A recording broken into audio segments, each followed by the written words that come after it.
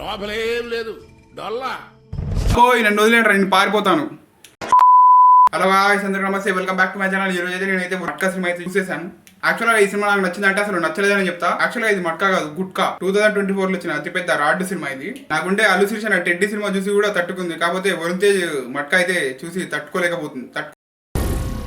ఏం మాట్లాడుతున్నావురా, నరాలు కట్ అయిపోయినాయి. సో ఇప్పుడు ఈ సినిమా ఎందుకు అంత చండాలంగా ఉందనేది వివరంగా అయితే మాట్లాడుకుందాం. So let's get started. Cinema మొత్తం నాకు నచ్చిందంటే ఒకటి అది స్టార్టింగ్ 5 minutes. ఆ స్టార్టింగ్ పోర్షన్సే చాలా బాగుంటాయి. 5 minutes 5 to 10 minutes. మిగిలిన ఒక్క సీన్ కూడా ఇంట్రెస్టింగ్ అయితే ఉండదు, చాలా బోరింగ్ అయితే ఉంటుంది. మొత్తం ఆ గ్రాఫ్ మొత్తం ఇట్లా పడిపోతుంటుంది.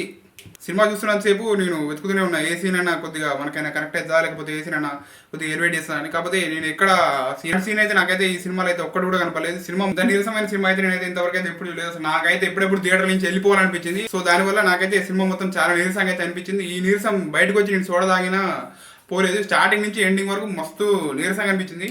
నేను ఇప్పటి వరకు చూసిన అతి బోరింగ్ సినిమాల్లో ఇదే ఫస్ట్ ఉంటుంది. సో నాకు ఈ సినిమా చూసిన తర్వాత నా మైండ్ మొత్తం బ్లాంక్ అయితే అయిపోయింది. నాకు వేరే సినిమా చూడాలన్న ఇంట్రెస్ట్, హైప్ మొత్తం డెడ్ అయిపోయినాయి. నాకు ఏం లేదు, నా మైండ్లో మొత్తం బ్లాంక్ ఉంది సినిమాలానే.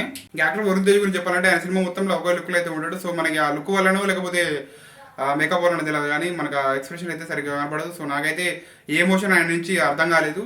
సో ఆయన వరుణ్ తేజ్ గారు ఇప్పుడు ఏం చేయాలంటే, సో మీరైతే కొద్దిగా గ్యాప్ అయితే తీసుకోండి. సినిమాలు అయితే మానేయండి కొన్ని రోజుల దాకా. సో మీరు ఆడియన్స్కి నచ్చే విధంగా సినిమాలు అయితే తీయండి.